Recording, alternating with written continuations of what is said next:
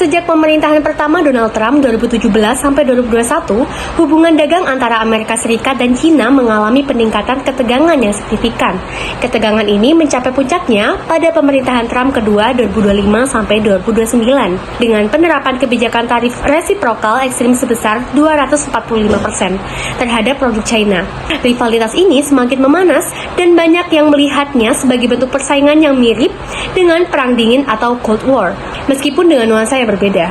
Pada Perang Dingin antara Amerika Serikat dan Uni Soviet, persaingan utama terletak pada pengaruh geopolitik dan ideologis, dengan Amerika Serikat yang mewakili kapitalisme dan demokrasi, sedangkan Uni Soviet mewakili komunisme dan sosialisme, dilengkapi dengan perlombaan senjata nuklir. Namun, rivalitas antara Amerika Serikat dan China saat ini lebih berfokus pada aspek ekonomi dan perdagangan. Oleh karena itu, yang muncul adalah narasi perang dagang atau trade war yang mencerminkan persaingan ekonomi yang semakin tajam dan kompleks.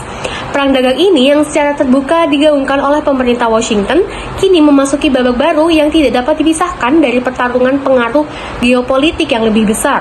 Sebagaimana diungkapkan oleh Prof. Kishore Mahbubani, pakar kebijakan luar negeri asal Singapura dan penulis buku Has China Won? The Chinese Challenge to American Primacy. Kontestasi pengaruh geopolitik ini diprediksi akan berlangsung selama 1 hingga 2 dekade ke depan.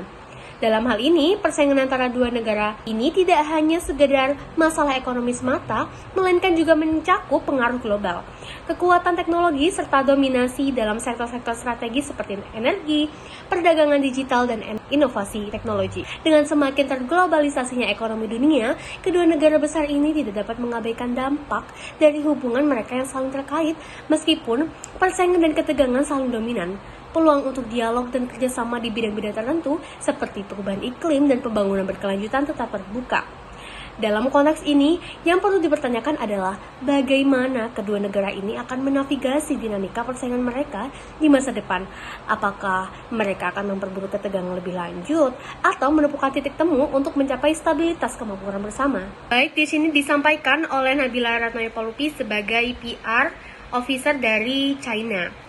Sebagai juru bicara resmi pemerintahan Tiongkok, saya ingin menyampaikan bahwa kami tidak menganggap hubungan internasional sebagai ajang adu ego, apalagi kompetisi yang harus dimenangkan dengan cara merusak tatanan global. Namun, ketika satu pihak, dalam hal ini Amerika Serikat, menerapkan kebijakan tarif 245% terhadap produk kami, that's not competition, that's coercion. Kami tidak memulai perang dagang ini, tapi kami juga tidak akan pura-pura tidak melihat ketika prinsip perdagangan yang adil diinjak-injak atas nama supremasi sepihak. Tiongkok percaya pada kekuatan pasar, stabilitas global, dan multilateralisme. Tapi ketika prinsip-prinsip itu dilanggar secara terang-terangan, kami juga punya kewajiban untuk bertindak. Silence is not an option when our national dignity is at stake.